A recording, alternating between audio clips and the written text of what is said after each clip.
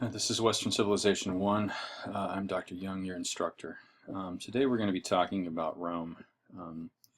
Rome was the heir, in many ways, to the Hellenistic period and to many of the things that the Greeks were able to accomplish, although the Romans and the Greeks overlap somewhat in time.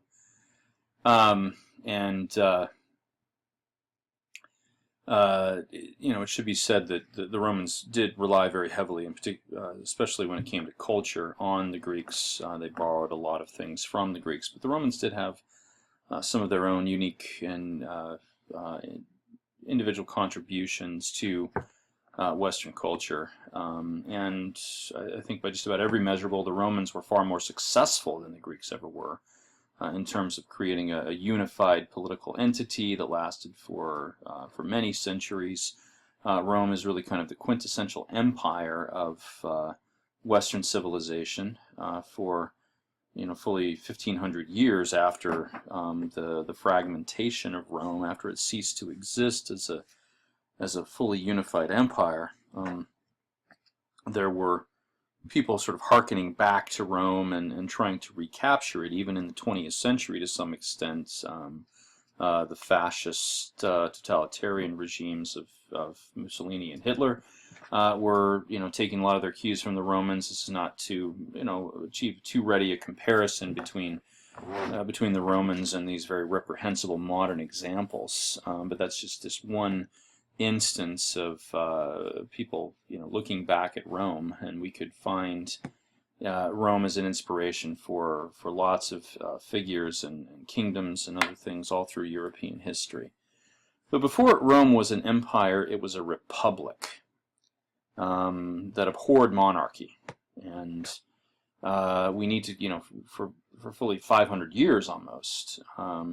And the Roman Republic is a fascinating period in its own right. It's also very influential in its structures and ideas and other things on some more modern things. The founding fathers of the United States, for instance, were quite enamored of the Roman Republicans, and I'll mention some of those inspirations as we go on here. And so we're going to spend the first couple of videos in this week talking about the Roman Republic, and then move on and talk about the empire, and then examine some primary sources for both the Republic and the empire as we go along here. In its early days, the early couple of centuries in any case, Rome was a city-state, like other city-states in the Mediterranean. If you look at this map of Italy here, we can get a sense of this. Rome lies here on the western coast of Italy. There's a mountain range that runs right down the spine of the peninsula here, down here into the toe of the boot, as we might say, called the Apennine Mountains. And Rome is west of that on this central plain here called Latium. There's another plain to the north that was called Etruria, and modern day it's called Tuscany. And it was home to a people called the Etruscans. The Etruscans were not related ethnically or linguistically to the Romans. The Romans spoke an Indo-European language. The Etruscans did not. We're not exactly sure where the Etruscans came from in terms of origins or anything. They probably did predate the Latin speakers and all the Indo-European speakers, but that gets us into the realm of kind of speculative linguistics. But the Etruscans were different. However, they did for a couple of centuries rule over Rome and much of the Italian peninsula, at least the northern part of it, as part of an Etruscan-based kingdom. And I'll have something to say about that as we go on here. To the south of Rome, there's the south of plain of Latium here, there's another plain called Campania, and the chief city there was anciently Naples or Neapolis, which was originally a Greek foundation. In fact, if we get south if we kind of draw a line across the peninsula here and go south, we will find that in the ancient world, most of the settlements down here were Greek-speaking, products of the intense Greek immigration and colonization of the archaic period of Greece, something we talked about earlier in the class. And so, key cities that were Greek were cities like Tarentum here and Brundisium, especially Syracuse down here in Sicily, which next to Athens was probably the second largest Greek polis in the entire Mediterranean. And so much of this was Greek-speaking. So, there was a diversity of languages and ethnicities on the Italian peninsula. And really, Italy, like Greece, was just made up of lots of city-states anciently, going back into the equivalent of the archaic period of Greece. And Rome probably has its birth sometime around the same time as many of the Greek polis are being founded, probably the 8th or 9th century or so BCE. The archaeological record bears that out.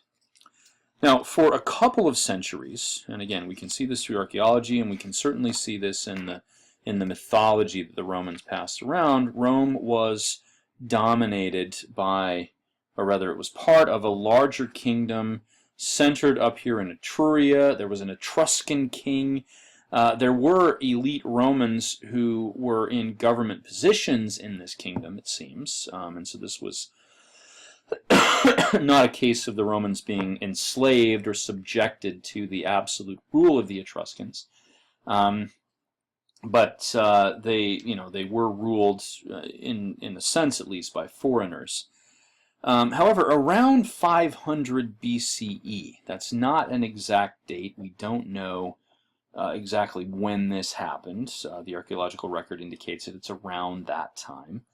But around that time, Rome was able to throw off the yoke of the Etruscan kingdom and become independent and establish a government and social system and cultural system that they called the Republic. Now, that's not just a government term, by the way. That is a kind of catch-all phrase, just like polis in Greek. The word republic is full of all sorts of connotations that we need to discuss here, so I'll get to that as we go on with this video. Now, that gaining of independence was for the Romans a signal moment in their history. This is a time that they look back on with some pride. It was also a time that was shrouded in legend and myth. In the same way, though, even more so than a cognate, at least, that we might draw here, is the stories that we tend to tell in American culture about the founding fathers of the United States. These are based in historical fact. We've got George Washington crossing the Delaware, and the encampment at Valley Forge, and the deeds of these other figures, John Hancock signing the Declaration of Independence in really large script so that the King of England could read it without his spectacles on, and all of that, right? We tell these kinds of stories about the founding fathers of the United States, and sometimes mythical elements creep into these. We get the story of George Washington chopping down the cherry tree, and his parents confront him, and he says, well, I cannot tell a lie. Yes, I did it, right? And all of this is to sort of pass along the values that we as a society, speaking here as an American, we as a society hold dear, and this is definitely the case in other countries, other nations as well. They tell stories like this every bit as much as Americans do, right? Because the founders in some way embody what we want to be, or what we think is the ideal. Well, it was the same way for the Romans. They told stories about their early important figures that in such a way that it captured the virtues, the attributes that they thought were important. One of these stories, and the one that I assigned you to read for this week, the text I assigned you to read, is called The Rape of Lucretia.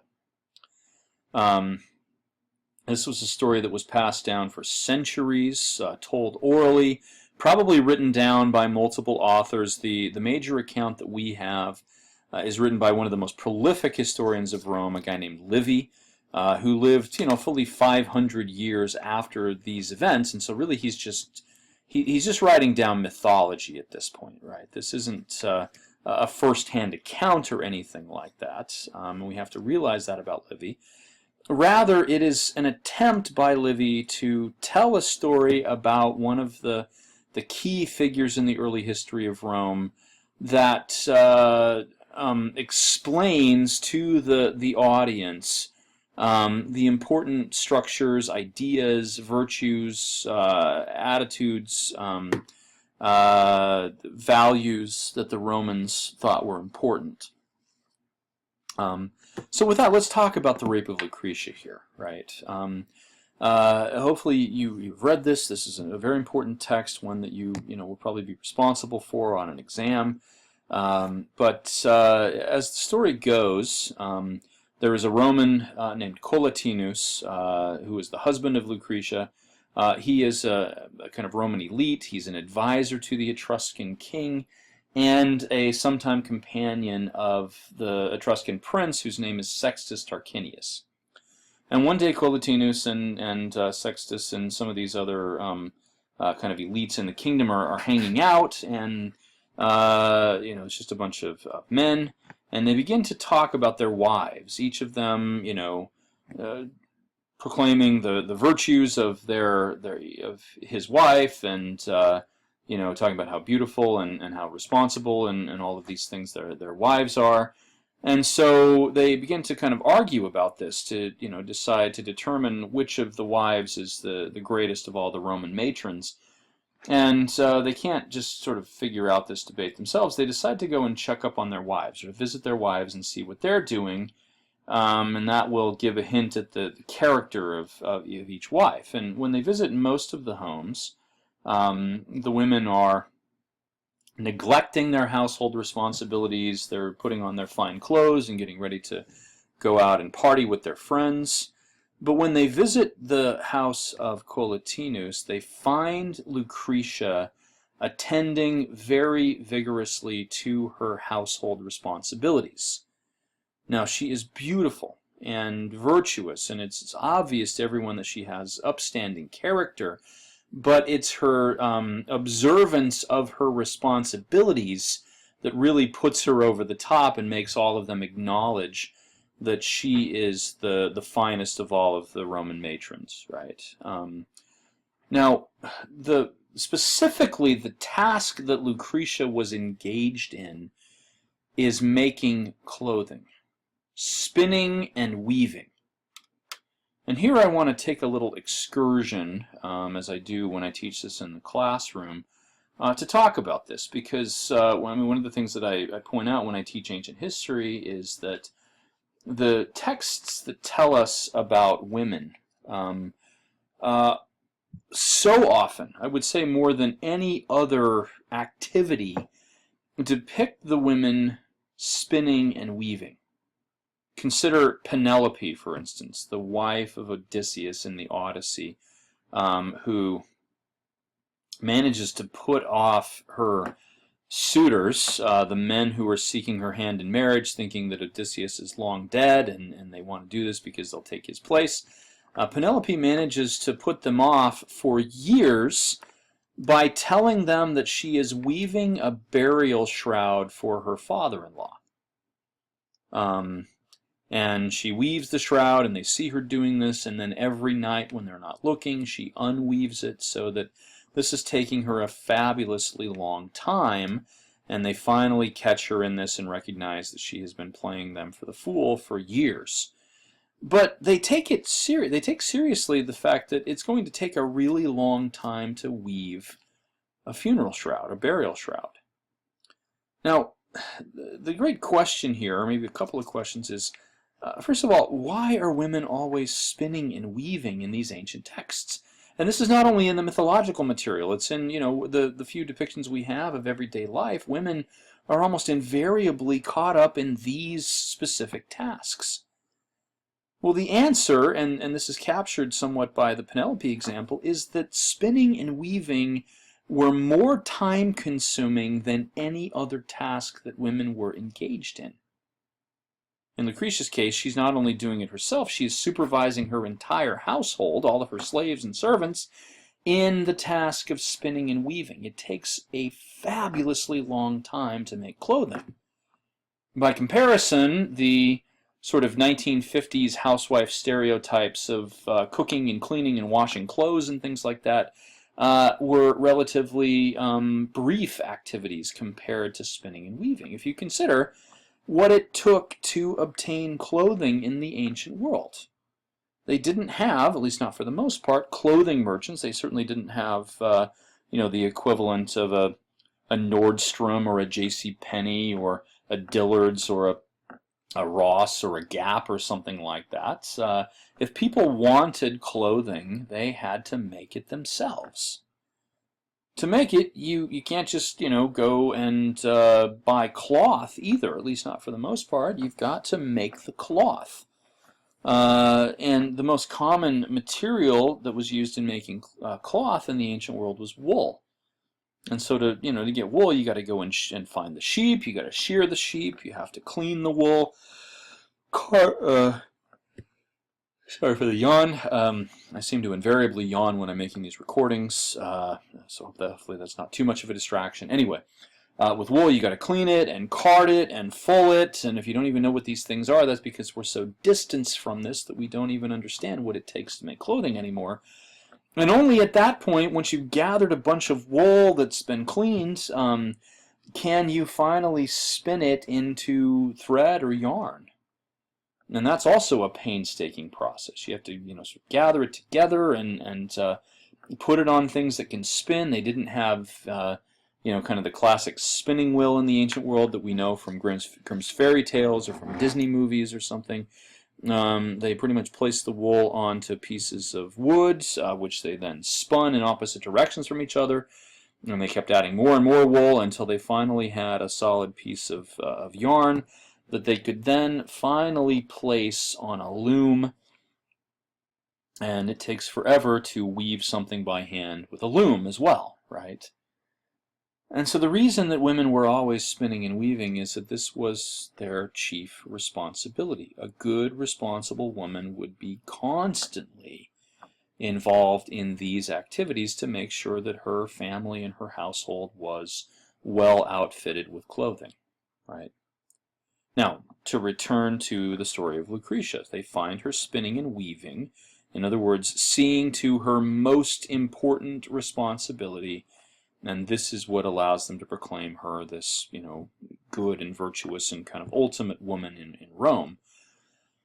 Now, the prince, Sextus Arrhenius, falls desperately in lust with her, decides he has to have her, and so he arranges for her husband and her father and others to be sent away. He visits the house of Collatinus and, is a good Roman matron, according to the dictates of the rules of hospitality. Lucretia gives lodging to Sextus Arrhenius. She, gives him a bedchamber, place to sleep, feeds him and everything. And then in the middle of the night, Sextus gets up and goes into the bedchamber of Lucretia, wakes her, proclaims his love to her. She refuses his advances, of course, as a woman loyal to her husband. He then decides to threaten her. He takes his sword and says to her, "You will let me have my way, or I will kill you." When she sort of says, "Do your worst," he then threatens her with something that causes her to stop fighting. Specifically, he threatens to not only kill her, but also kill one of her slaves and then place them together in a compromising position. And he says, "I'm going to tell everyone that I caught the two of you in the act of having sex. And I was so enraged that I killed both of you," right? Now, this is what causes Lucretia to stop fighting. She doesn't give in necessarily. Sextus rapes her, but she stops, fighting him so desperately. He rapes her and leaves. Now, the great question here is, why was that such a terrible threat to her? And the answer gets at probably the most important concept in the entire Roman Republic, arguably in all of Roman history, and that is the concept of honor. Honor meant reputation. Honor was not something that was easily obtained or earned. Normally, to obtain more honor than one was born with, and birth and heredity was the key factor in honor. A person who was born into an honorable situation with honorable fathers and forefathers automatically obtained honor. We'll say much more about this as we go on with the course and look at some of the texts. So honor was not easily won. Normally it took some heroic deed, a great military achievement, or some kind of extraordinary service to the Republic or something like that to obtain honor. But honor could be easily lost. And in this case, if Lucretia was thought to have been having an illicit affair with one of her slaves, this would reflect badly not only on her honor, but would lead to the loss of honor for her entire family, for her husband, for her father, for all of her relatives. And so Lucretia was sacrificing herself for the sake of the honor of her family, and she continues to do this. So let's pick up the text here.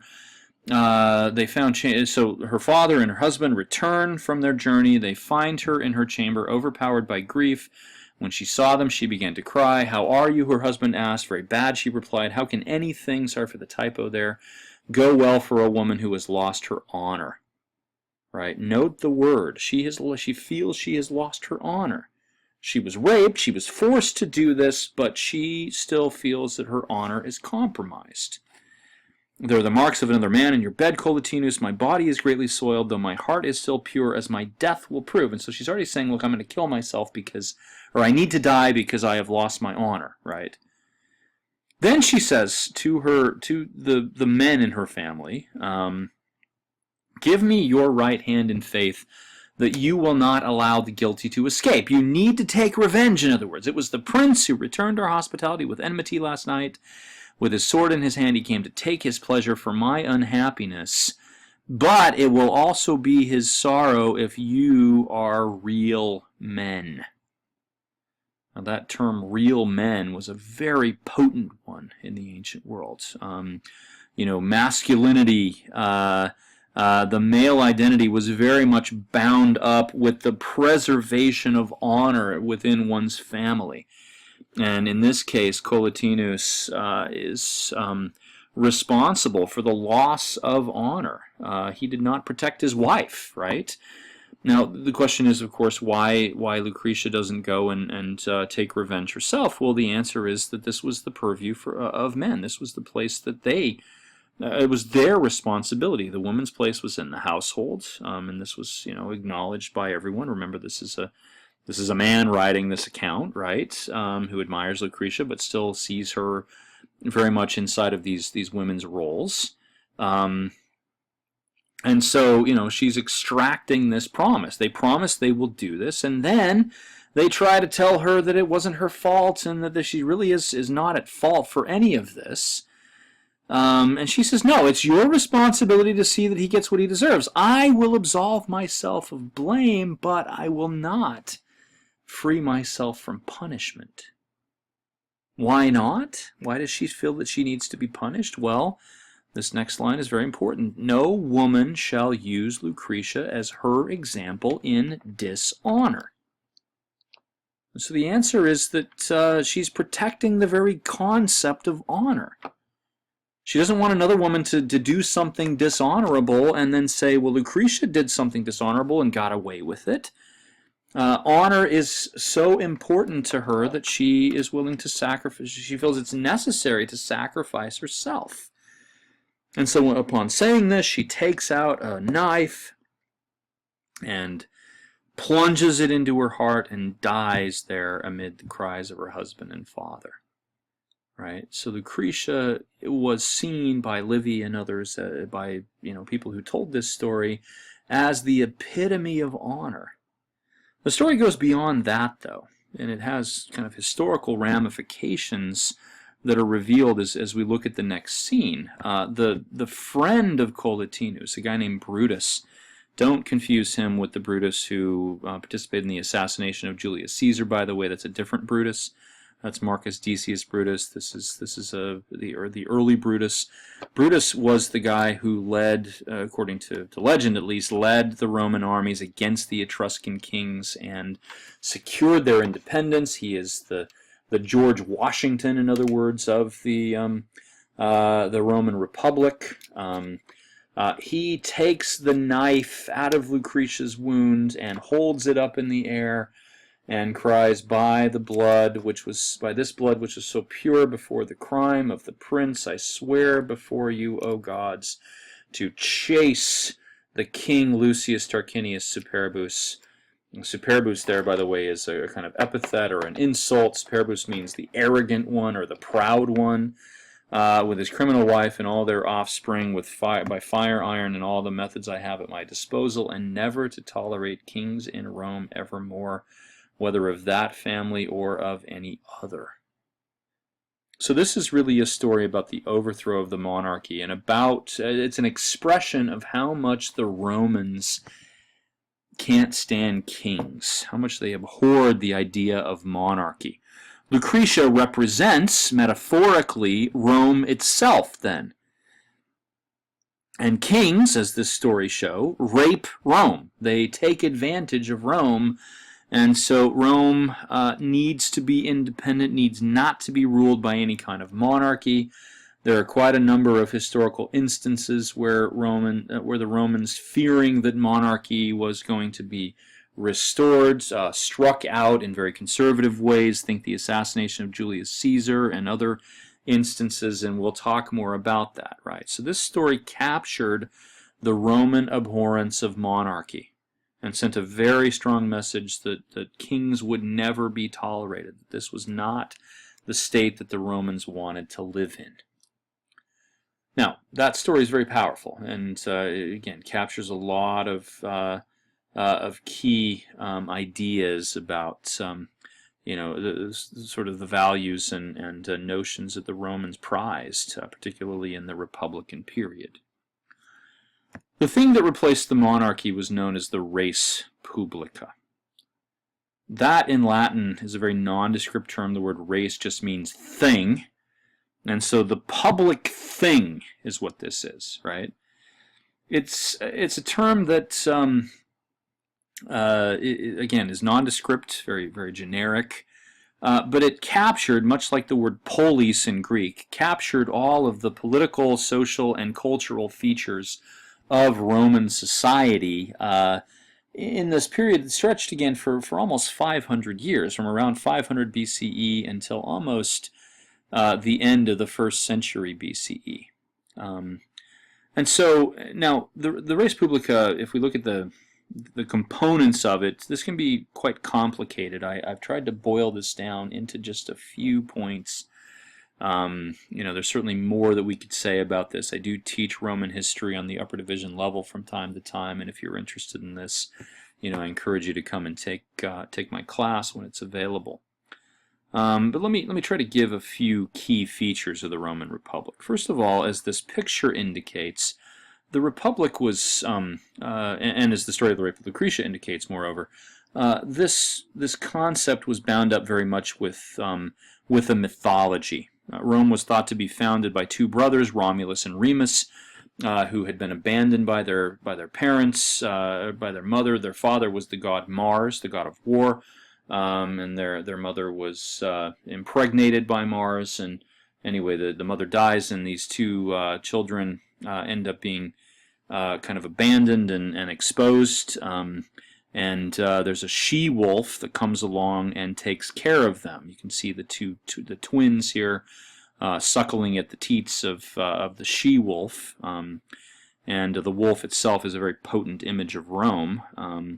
And then, they would go on to become the founders, although it was founded in conflict. Romulus killed his brother Remus and over a dispute they had. So this mythology was very important to the Romans. Now, there are social structures to the Roman Republic, and there are also political structures. I'm going to talk about both of these. Maybe most fundamental is the concept of patricians and plebeians. the Romans had built into the republican system the notion of inequality. That is, that some people were more privileged than others, held the lion's share of the power, and it was their privilege or their right to do so on the basis of honor. And so the patricians were those who had honor.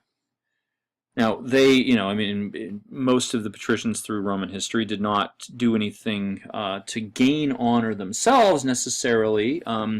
Rather, that honor was bequeathed to them. Honor was hereditary. If you were born into an honorable lineage, you had honor, and you had to do something extraordinary to lose that honor. Now, the patricians were certainly more wealthy than others because they had the greater share of political power and turned that to their advantage. But really, the concept of honor was what was important here.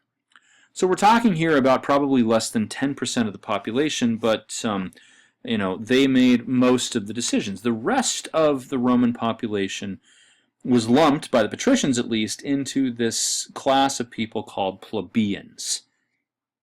Translated, that might be like the unwashed masses, or the rabble, or the commoners. Patricians did not think very highly of plebeians necessarily. There were lots of distinctions between plebeians. There were rich plebeians and poor plebeians. There were plebeians who participated in political power and those who did not. And so really this doesn't capture the social complexity, but these were seen by pretty much all Romans as the most basic division in society in the Republican period. The laws, the decisions were made by, and this is where it gets complicated, by legislative assemblies. Now, like I said, this is complicated. There were multiple assemblies. They had different responsibilities. Three, to be specific about the number. Two of these assemblies were dominated and staffed almost entirely by patricians. And it was these assemblies that appointed most of the magistrates and made a lot of the decisions. There was a plebeian body known as the plebeian council, or the concilium plebis in Latin. And the plebeian council, over time, gained more and more power. In fact, one of the key themes of Roman history is especially political history, is the effort of plebeians to gain a greater share of the power, and they could do this by means that should be quite familiar to us, that tend to appear in more recent history, things like boycotting and striking and threatening instability and things like this. And from time to time, the patricians ceded power to the plebeians, and we saw the same thing in Greek history as the basileus and the aristocrats ceded power to more citizens in order to co-opt them into the hoplite phalanx and other things. Well, similar processes were underway in the Roman Republic. The patricians were reluctant to do this, but from time to time they did this. Now, one of the kind of release valves, so to speak, that they had in the society was occasionally the plebeians, or rather the patricians, would kind of open their doors, figuratively speaking, and allow a few elite plebeians, wealthy plebeians, to enter the ranks of the patricians. And we'll have more to say about that as we look at a few examples of key figures in the late Republic who were in very much that situation, who were recently elevated to the patrician class from the ranks of the plebeians. And that would often, relieve the pressure, because often the plebeians who had the greatest wealth wanted an access to the patrician power. Once they had been co-opted into the patricians, then the plebeians were left without their leaders. But that didn't always work either, and so there were these grants of power, so to speak, made by the patricians to the plebeians from time to time in Republican history. There was also another body, and this, so kind of to return to my point. Over time, the plebeian council became more and more important as the patricians, gave power to the plebeian council to kind of to appease the plebeians and keep them from rebelling. Now, there was this other body known as the Senate, which technically was only an advisory body. Okay? The Senate was made up of the most revered, honorable patricians. Men who had accomplished something, came from the bluest of the blue-blooded families in Rome, and who had accomplished something, who had served in key magistrate positions. The exact rules of entering the Senate changed over time, but in general, one who had held a high government position was automatically enrolled in the Senate.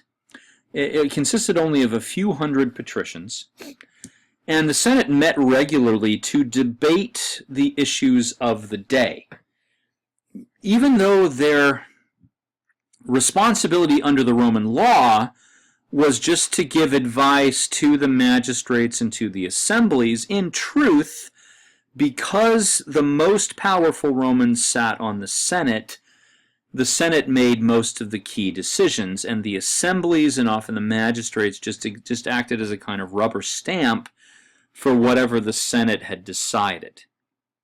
Now, there arose in the late Republic a kind of conflict between the Senate and the plebeian council for primacy in political power. And one of the assigned texts for this week are a few of the speeches of Cicero. And we're going to see in those texts that Cicero has to determine where he is going to give his speeches. He gives the first one to the Senate. The Senate is quite unimpressed with what he has to say, and so then he turns to the plebeian council and gives a couple of speeches to that body, and to try to accomplish his ends. And so these politicians were going back and forth between these two bodies. And that's one of the key debates in the late Republic. So more on this later. Now, like the Greek polis, the Romans had a system of magistrates, but this was bound up with patrician and plebeian identity.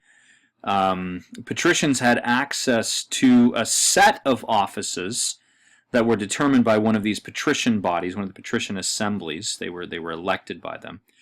And together, this set of offices was known as the cursus honorum. Okay, translated, that's something like course of honors. Note the word there, that to be appointed to a magistrate position was considered an honor in the Roman Republic. Okay, and only patricians had access to the offices in the cursus honorum. Now, I'm not going to give you all of the offices. The only one I'm going to mention here is the office of consul. By the way, make sure you spell that right. This is not console in the sense of having like a video game system or something like that. I often have students spell it that way on papers. Consul is spelled C-O-N-S-U-L. Okay.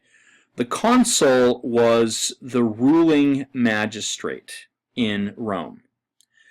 There were always two consuls because they acted as a check on each other's power. Consuls were elected for 1-year terms, and in most of Roman Republican history, they could not be re-elected. That is, once a man had served as a consul, that was his 1 year as consul, and he would never be re-elected again. It was forbidden for a man to hold position of consul more than once. Now, that was more a tradition than a specific law, and as we're going to see in the late Republic, there are figures who flout that and decide they want to be consul for multiple years, and really there was no one to stop them from doing that. The consul held supreme executive authority. In effect, sorry, I'm losing my voice here. In effect, the consul had the ability to issue executive orders that had the force of law. Now, this power was called by the Romans imperium. All right, so that's a key term. Consuls held imperium. There were also lower magistrates who held imperium. because they had specific responsibilities that required them to have that. Okay, and this is again where it gets very, very complicated in terms of who's holding power and who has what responsibilities. In general, the lower magistrates who held imperium ceded the kind of pride of place in terms of key decisions to the consuls, but the opportunity existed for a lower magistrate to challenge the power of the consuls. This was especially the case because the plebeians also had magistrates that were elected by the plebeian council. The key plebeian magistrate position was the office of tribune.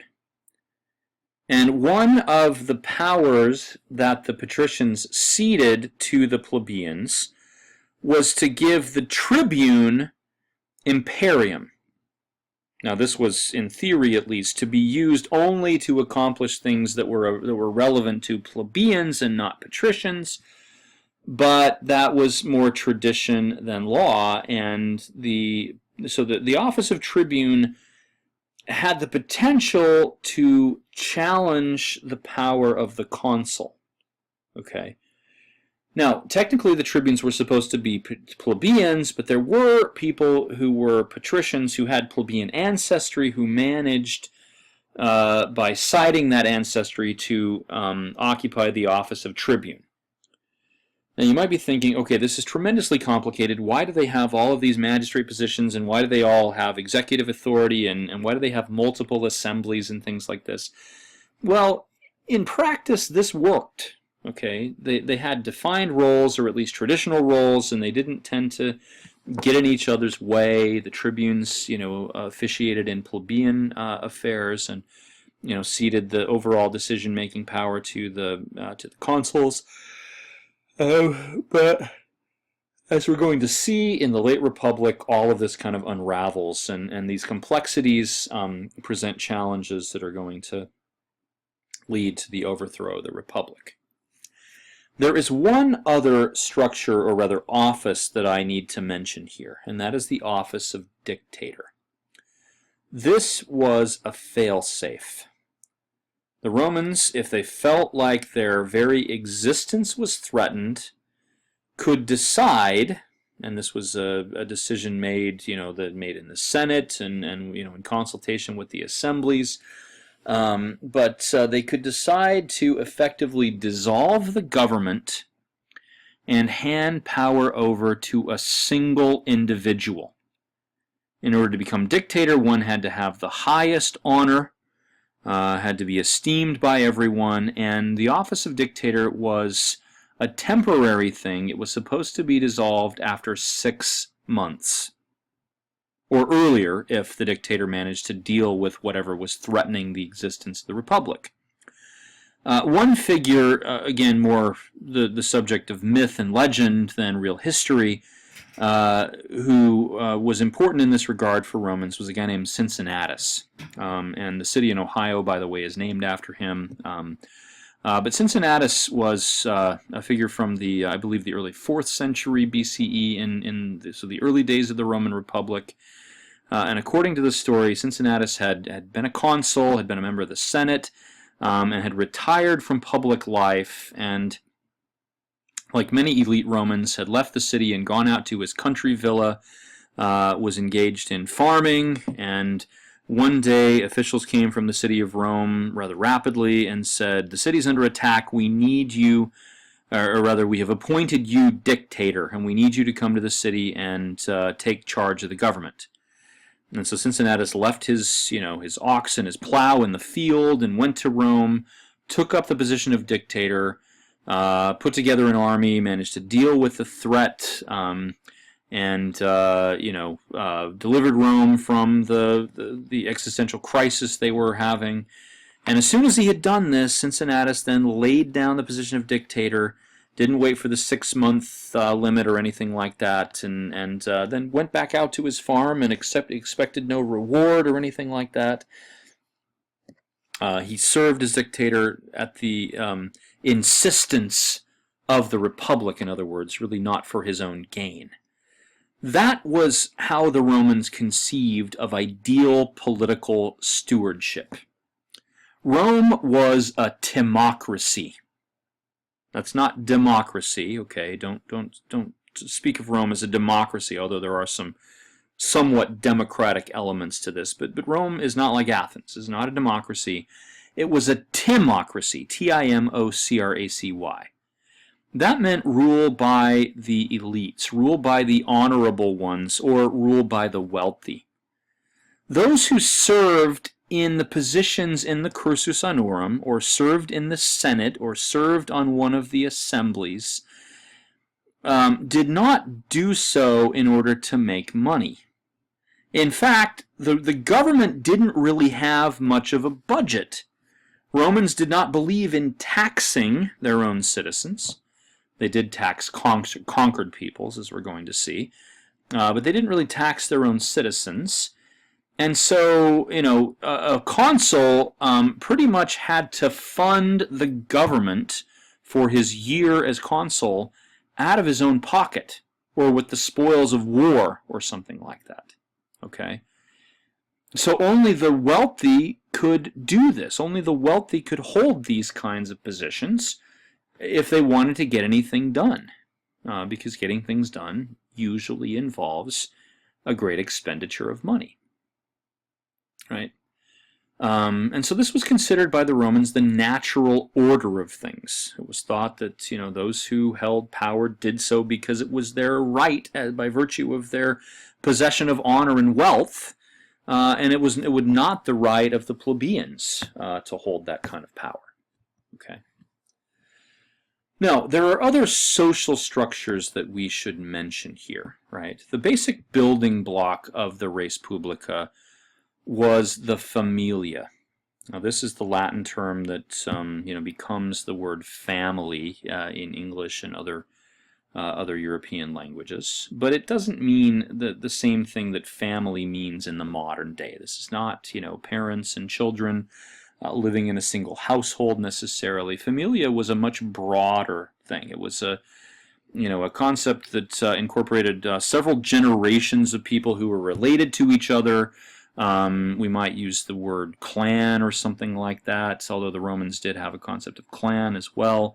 But familia really it didn't just consist of blood relations. Also the various clients of the important people in the familia could be included in the familia. The servants and slaves, the household, the property and things like that were all part of the familia as well. So this is a broader concept. Each Roman familia was presided over by a figure known as the paterfamilias. Now, that is a term that is difficult to translate into English. Okay, it's we might it doesn't. I mean, pater means father, but this is paterfamilias is not one that has an exact cognate in English. We might use the term alpha male. Or we might, if we're familiar with the mafia or with the mob movies like The Godfather, use the term Godfather or Don here. Okay, the paterfamilias had life and death power over every member of the familia. If he decided that his own son was an idiot and he wanted to kill him, well, that was within his purview to do. That was not a problem. Roman public law did not interfere with the internal workings of a familia, at least not for most of Roman history. Now, the very powerful familiae were presided over by the men who were the true elites of Roman society, and so there were a member of the Senate, for instance, somebody who served as consul. Would be probably a very powerful paterfamilias over an elite familia. Okay. Now, the Romans also, and I want to talk. We can't really talk about familia and paterfamilias without talking about these other concepts. Had these the conception of patrons and clients. Men who had less power or less honor might, and often did, choose to advance in society by attaching themselves to a more honorable, more powerful man. And thus they became the clients of a powerful patron. Now, it might be the case, by the way, this can be complicated, that someone who was a client of one patron was also the patron of his own clients. And so that, this isn't just like a pyramid. There are some overlapping jurisdictions and things like that. But this was a binding relationship. The clients swore loyalty and obedience to their patron, and the patron in turn had to swear to advance the interests of his clients, to protect them, and to see to the advancement of their political careers and their business interests and other things like that. Now, a client might even really hit the jackpot if his patron decided that none of his blood relations would make a fitting paterfamilias. One of the chief responsibilities of a paterfamilias was to ensure that his heir would be a suitable leader of the family. This was not, the Romans did not have a conception of primogeniture, or the notion that it had to pass, power had to pass within blood relations. The paterfamilias would look, all through the relations in his family and decide which person was suitable to become the next paterfamilias, and then he would groom him, usually to take up that position. He might decide, rather than choose one of his blood relations, to adopt, and the Romans had a formal system of adult adoption in place, to adopt one of his clients who would then become the next paterfamilias. Now that might seem strange, but keep in mind that there are modern societies, Japan for instance, that have adult adoption, especially in the powerful industrial families in Japan. I believe that the current kind of head of the Toyota Corporation, for instance, is an adopted son of the kind of ruling family in that company. And he was adopted when he was like 40 years old or something like that. And so the Romans had the same kind of system. It was so important to ensure that the next paterfamilias would be an effective leader of the familia that the reigning paterfamilias might decide to elevate one of his clients by adopting him, even if he was roughly his own age. Okay, and that happens from time to time.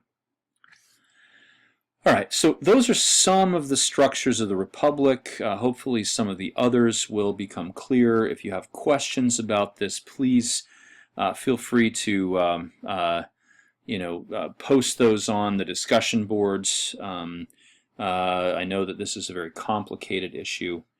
I do want to begin a discussion of the wars that Rome engaged in as the final part of this lecture. Rome ultimately became the masters of the entire Mediterranean, much of what we now call Europe, and large parts of what we now call, of North Africa and the Middle East. This was not something that was necessarily inevitable. It was something that the Romans accomplished over many centuries. It was accomplished piecemeal. It's something that needs to be discussed, though we don't necessarily need to go into detail about all of the wars that the Romans fought. The Romans spent several centuries, first of all, gaining control of Italy, the peninsula of Italy. The early wars in the Republican period were all fought against other Italians, first against their closest neighbors, against the Etruscans, and against the people of Campania and the other plains on the western coast of Italy. In the late 4th, early 3rd century, the Romans then turned their attention to the Apennine Mountains, where they engaged in wars against a people called the Samnites. These were mountain dwellers. And the Samnites, for the first couple of times the Romans went into the mountains, kind of sent them packing with their tail between their legs. The Romans, in this early period, were fighting using the hoplite phalanx that they had adopted from the Greeks. The hoplite phalanx, as we may have noted, does not work very well on uneven ground, and the Romans were trying to fight in the mountains with this. The Samnites had other techniques, and so the Romans showed their great adaptability. That's one of the key characteristics of the Romans, by the way. Their adaptability in taking up the same kinds of strategies and tactics that the Samnites used, spreading their soldiers out into more flexible formations. The key formation is called the maniple, and I'm not going to take any time to talk about that, but this is, it's quite a flexible formation that gives each Roman soldier space so that they're not reliant on maintaining this close cohesion that's required in the hoplite phalanx. And by adopting the tactics of the Samnites, they managed to defeat them and subject them to their rule, which gave them access to the eastern part of Italy. And from there, they moved south to fight against the Greek poles. They fought a series of wars against them and ultimately forced many of the Greeks to withdraw from the peninsula. Those who remained became subject to Roman rule. Now, having secured the Italian peninsula, though some parts of it somewhat unstably, by about the middle of the 3rd century BCE, the Romans set their sights on expansion outside of the peninsula. Now, the key places they wanted to get access to were these kind of points on Sicily that bordered these two straits. This is called the Strait of Messana, okay, and this is, I don't remember the name of this strait. Anyway, these two straits were, of course, the waterways that divided the Western Mediterranean over here from the Eastern Mediterranean over here. Someone who controlled that point or that point controlled the movement of goods between the Western and Eastern Mediterranean. So the Romans really wanted access to Sicily. To do this, they had to fight against the masters of Sicily, and specifically here we're talking about the city of Carthage. Now Carthage is right here, modern-day Tunisia. As we mentioned in an earlier video, Carthage was founded by sailors from Phoenicia, who had founded a series of colonies over here in the Western Mediterranean. Carthage had broken away and become independent early on. And by the 3rd century BCE, Carthage had established itself as really kind of the master of the coastline of North Africa, and even had moved into southern Iberia over here, and also had control of these islands in the Western Mediterranean, the Balearic Islands here, Sardinia, Corsica, and much of Sicily. Well, the Romans wanted some of that access, right? And so they picked a fight with the Carthaginians. Now, at the beginning of this war, the Romans really had little experience sailing. At least they hadn't really fought on the sea before. But they managed, even despite all of that, to produce innovations that gave them the upper hand on the Carthaginians. One of these, and really the key one of these, is called the corvus. Ancient naval warfare consisted of ramming and boarding. And so the Romans developed this device. You can see down here at the bottom of the ship there's a ramming thing that hits the enemy ship under the waterline and rips a hole in the hull. And that would cause the ship to sink, but in some cases at least. But better was to occupy the other ship and take control of it. And so boarding was often a difficult prospect. If a ship rammed another ship, they were together for a couple of minutes, and the soldiers could jump over onto the deck of the other ship, but if the ships managed to drift away from each other, then they might not get enough soldiers across to take control. The Romans solved this by creating this device, the corvus, which was a bridge on a pulley.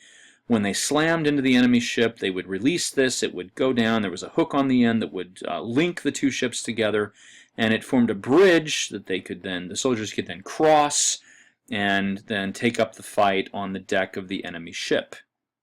Well, this gave the Romans an advantage, and they managed to defeat the Carthaginians repeatedly in battle. Now, this war, called the First Punic War, Punic is the Roman adjective for Carthaginian. Punic just really means Phoenician. But the First Punic War was fought over the course of about 25 years, between around 265 or so to about 240 BCE. It lasted such a long time because the Romans and the Carthaginians frequently lost ships in storms. They had to rebuild their navies multiple times. But ultimately, the Romans outlasted the Carthaginians in this fight and forced the Carthaginians to sue for peace. As part of these peace terms, the Carthaginians ceded their control of Sicily to the Romans. However, in the aftermath of this defeat, the Romans then occupied Sardinia and Corsica and evicted the Carthaginians from this, and the Carthaginians felt that the Romans had gone too far. They felt betrayed, taken advantage of, and so the next generation of Carthaginians grew up hating the Romans and committed to seeking revenge against the Romans for this overreach, right? Now, the Second Punic War took place after the Carthaginians had moved much of their operation over here into Iberia. By about the year 218, when the Second Punic War started, the Carthaginians had occupied all of this interior that you see in green here on the map, and used this as a kind of staging point to attack Rome. The key figure in the Second Punic War is a guy named Hannibal. Hannibal had a reputation for being one of the most brilliant military strategists in all of history. And that reputation is well deserved. First of all, Hannibal made the very daring move of attacking Rome from a position that they did not expect. He marched his army through Iberia, over the Pyrenees Mountains, across southern Gaul, and then over the Alps. So we've got these formidable mountains up here in northern Italy, over the Alps into Italy, without the Romans detecting anything that he was doing. By the time they figured out what Hannibal had done, he was pressing into Italy. The Romans sent armies to try to cut him off. Hannibal managed to defeat those armies through brilliant military strategy. I would go into detail here, but we don't have time to do that in this course. He defeated these Roman armies. Now, that was the first part of his strategy, was to surprise the Romans. The second part of his strategy was to convince the people in Italy that the Romans had conquered in earlier eras to turn against their Roman masters and join with the Carthaginians. Now, this plan, which was really key to everything that Hannibal wanted to do, he knew that to defeat Rome, he could not march his army right down to Rome. Rome had too many resources in place, too large an army to attack the city directly. Rather, he needed to gain allies and surround Rome with hostiles and force them to sue for peace.